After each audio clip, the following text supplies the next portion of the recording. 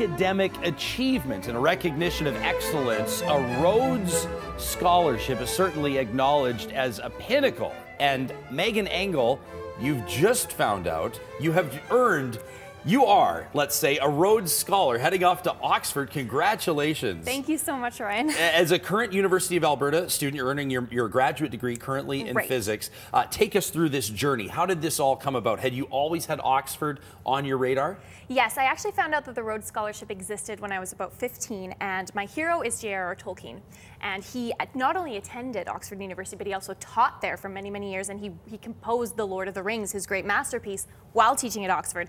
So I looked into Oxford and I found out about this Rhodes Scholarship where they'll fund you to go to Oxford, and I thought, when I was 15, I thought I want to be a Rhodes Scholar, so I've wanted it for so long. There you have it. So as a big fan of the Lord of the Rings trilogy, you're reading the books, you find out that the man behind it had the history there, and that put it on your radar. Now, you didn't just stay dedicated to your physics studies, because I understand that your Tolkien fandom carried on to your time here at the U of A as well. Yes, I actually co-founded the Tolkien Society, the last alliance, the University of Alberta Tolkien Society. We are actually the only society of our kind in Canada and maybe North America. I haven't been able to find a sister society.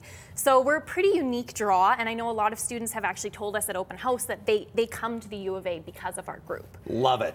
Let's talk about your own career moving forward in the area of physics. What is it that you'll be studying at Oxford? What will you be pursuing as you work on a doctorate there? Well, my application was predicated upon studying the quantum mechanics of photosynthesis. So there's only a few groups in the world that are studying this, and even fewer physics groups that are studying this. So there's one at Oxford, and they collaborate closely with a professor at Cambridge.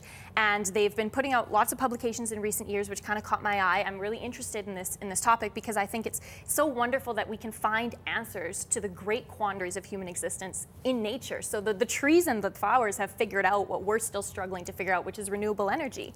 They have incredible efficiency, 97% energy transfer efficiency in the first few steps of photosynthesis.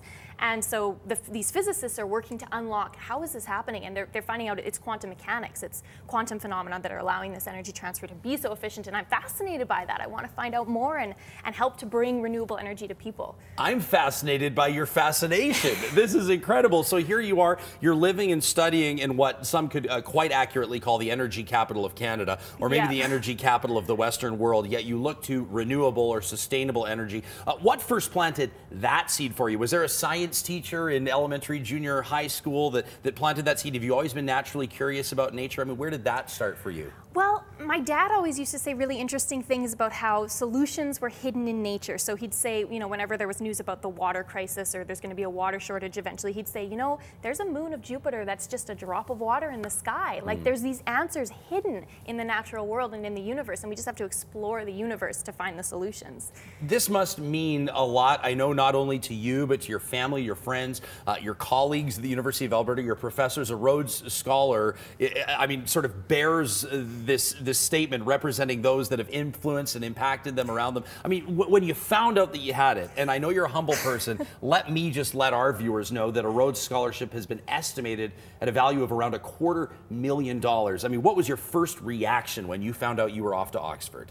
Well, it was actually a really painful phone call because we had the interviews in the afternoon, and they said they'd phone all the candidates in the evening to let them know who had won. So I waited 6 or 7 hours just with my heart in my throat waiting for this phone call. Finally, the phone rings, and the secretary drones on. He's going so slowly, letting me know what the information is. He's just, each word he's savoring, and I'm just like, tell me if I won. Did I get it or not? My heart is just going 1,000 miles an hour.